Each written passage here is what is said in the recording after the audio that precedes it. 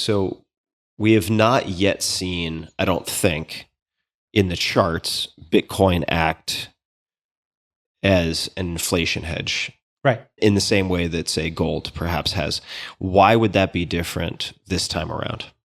So this is not 100%. It's possible that I'm wrong about this. But and I say this as someone who owns quite a bit of Bitcoin. Totally. Right? So here's the fundamentals argument for that, right? As sometimes there's certain things where the correlations only are visible over the very long run, like the interest rate graph we were just talking about. Yep. In this case, we haven't seen a long run with Bitcoin, but what we have seen a long run with is gold. And the fundamental thing is Bitcoin's core value proposition is seizure resistance. That is to say, all stocks can be seized by hitting a button, as was done with the truckers, the Canadian truckers, or as was done with the Russian sanctions on 145 million people. Billions, hundreds of billions of dollars, I think, was just frozen because those assets existed on servers that the US establishment had root control over. When I say the US establishment, that's not exactly the US government. There's a government, but there's also the network of people who are loyal to the US establishment. Those are like certain tech CEOs, certain newspaper publishers, and so on. It's basically the extended, it's all the folks who are basically supporting the current order. If those folks can hit a key and freeze your assets, you don't really own your assets. In a wartime scenario, as what happened with Russia just now, the assets aren't theirs. Now, outside the US, this has meant that a lot of countries are re-examining whether they want to have so much exposure to things that the US government has root access to. Powell actually had a speech on the dollar's role and competition just a few weeks ago where he mentioned stablecoins. You can probably find a better version of this, but it's basically rapid changes are taking place in the global monetary system that may affect the international role of the dollar. A central bank digital currency is being examined to help the dollar's international standing. So that is not some random person. That's the chair of the Federal Reserve mentioning A, that the dollar's international standing is being called into question, and B, that cryptocurrencies and stablecoins are related to the preservation of that standing. Okay? Mm-hmm. So when you zoom out signal and noise, that's remarkable. Relative to where Bitcoin was in 2010, 10 years later, the Federal Reserve Chair saying the dollar's role in international finance is being re-examined and cryptocurrencies are part of the mix of policy responses. Yeah. That actually shows we are, whatever you want to call it, winning, certainly affecting and changing things, right? So the thing is, only those assets that can't be frozen or seized are your assets.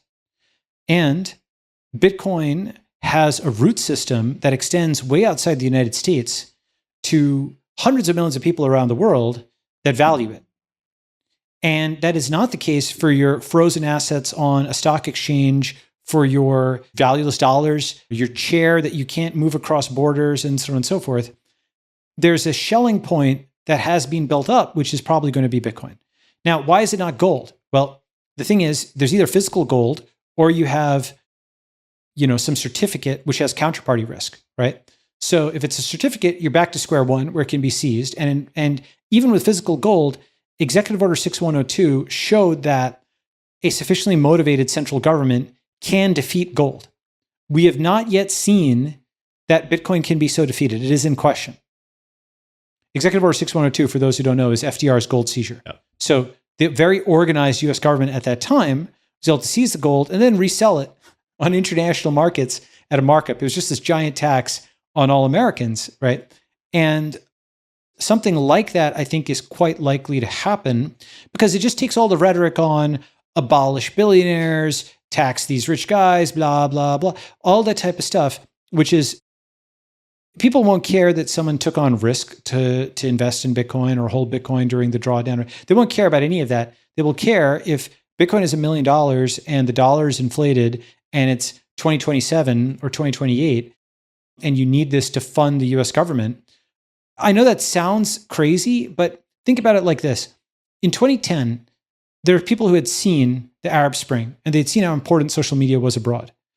If, nevertheless, having seen that, you projected that by 2020 or 2021, the most important political issue in the world would be whether the president could tweet for a time period, right? that literally 1 bit flip on a server in Virginia, that, you remember the thing we were talking about with mimesis and what people fight about? 5440 or fight, right?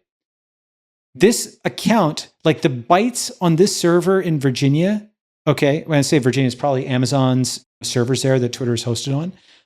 The bytes on that server, those little bytes that record what somebody was saying, that's where the fight is. Whether this person can or cannot tweet is literally a matter, like billions of people around the world wanted to know whether that bit would flip this way or that way. Okay? That's insane from the perspective of 2010, even knowing that Twitter and Facebook had done the Arab Spring, that they had caused social revolutions abroad, that they had connected hundreds of millions of people.